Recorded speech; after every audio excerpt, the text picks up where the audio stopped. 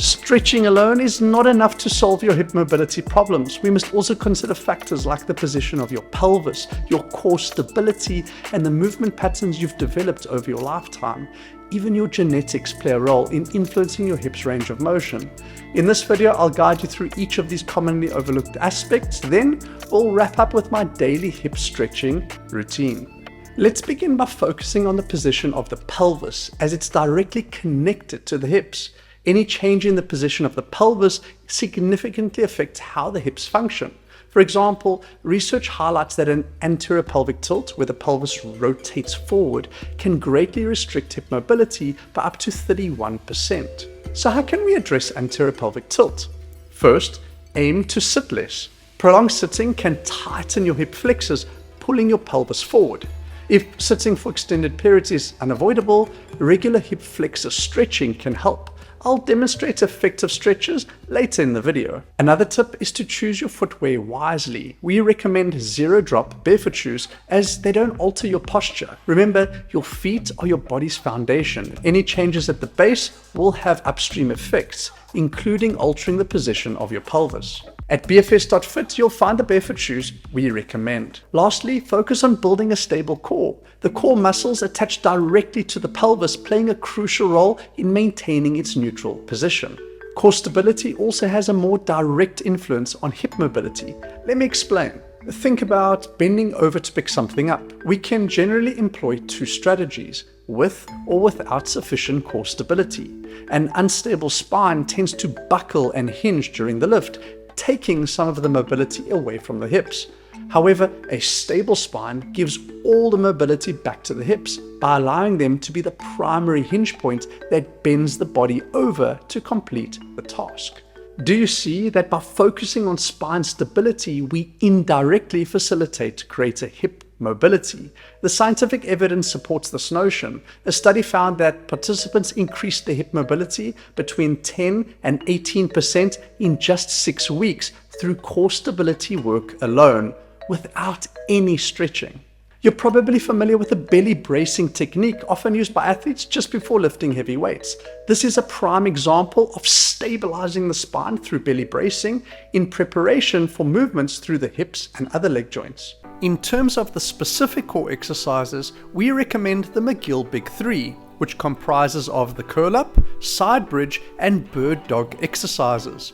These 3 drills were specifically designed by Professor Stuart McGill, a specialist in lower back pain, to enhance core stability while being friendly to the spine and safe for those who have a history of back pain. We cover the belly bracing technique and core stability exercises in our Power Glutes class, alongside methods to teach you how to move correctly through your hips once braced. You can also find these courses at bfs.fit or follow the links below. Okay, so before we dive into the hip mobility drills, let's quickly summarize. To unlock proper hip mobility, we first need a neutral pelvis. Next, we must develop a stable core and learn to move through the hips instead of the spine. The final piece of this puzzle is my hip mobility routine. I got the idea through doing an assignment in my university days. We were tasked with creating an exercise program for elderly people, and I chose a simple yet effective approach, teaching them how to get down to and back up from the ground. Now, I know this might sound odd and unrelated to hip mobility, but hear me out. Did you know that many older people can't get up once they're on the ground? Research shows that between 1 and 2/3 of people over 70 can't get up from the floor without assistance after a fall, even if they're uninjured. The reason? Well, they seldom spend time close to the ground. In our modern living, everything is raised up to make life more convenient. We can go years without putting our bodies lower than these raised objects. Our joints then stiffen up because they aren't challenged through a wide range of motion, leading to eventual strength loss as well. Consider the difference between sitting on a chair versus sitting in a squat. Chair sitting usually requires about 90 degrees of hip flexion, while a deep squat demands about 30% more range of motion from the hips. Fundamentally, a mobility exercise is one that challenges our joints through a wide range of motion. Therefore, the simple act of ditching the chair and sitting lower to the ground in a squat position can be considered a mobility exercise. So that's why our mobility routine takes place on the ground. Get a comfortable rug or gym mat and place it beneath your sofa. This way you can challenge your hip mobility while working on the laptop, watching YouTube, or reading a book. There are several positions I like to explore while on the ground to ensure that I'm working every angle of my hips. Let's run through them. The first pose is the half lotus, targeting hip external rotation. I switch legs periodically, but if one side feels tighter, I spend more time on that side. The second position is the 90-90 pose, excellent for hip internal rotation on one side while simultaneously capturing external rotation on the other.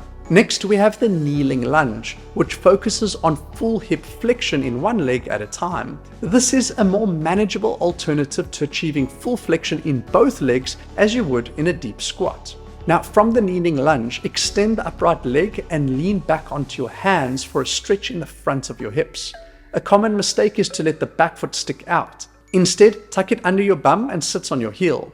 Begin by sitting upright. As you become more comfortable, deepen the stretch by lowering onto your elbows and eventually laying flat. Feeling tension down the quad is normal. These are your hip flexors, which often tighten from excessive sitting. They're also a primary cause of anterior pelvic tilt, making the stretch vital. I aim to spend at least 1 minute in the stretch for every hour I spend sitting. As a side note, stretching the hip flexors can also help activate your glutes. I conducted a 5-day experiment with friends and family to demonstrate this, and you can find the details in another video linked below. By alternating between these 4 poses, you'll effectively challenge the full range of motion in your hips. With daily practice, you can expect to see a steady improvement in hip mobility over time. Now, if you've spent the time implementing all the strategies discussed in this video and still find it challenging to achieve a very deep squat or to do the splits, it might be down to genetics. Remember, we're not all built the same. Some of us have shallow hip sockets that allow for a wide range of motion, while others have much deeper sockets that naturally restrict mobility to a certain extent.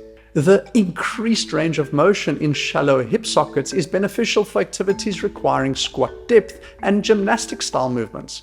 Conversely, deeper hip joints offer advantages for upright movements such as sprinting, jumping, or rotational actions. So don't be discouraged. Each type of anatomy has its unique strengths and weaknesses. Our goal should be to maximize our genetic potential. And now, equipped with this knowledge about hip mobility, you're better prepared to work on it each day. If you're looking to improve the position of your pelvis, click here. For insights on tackling ankle mobility, click here. And if you're interested in our online courses, click here. See you there.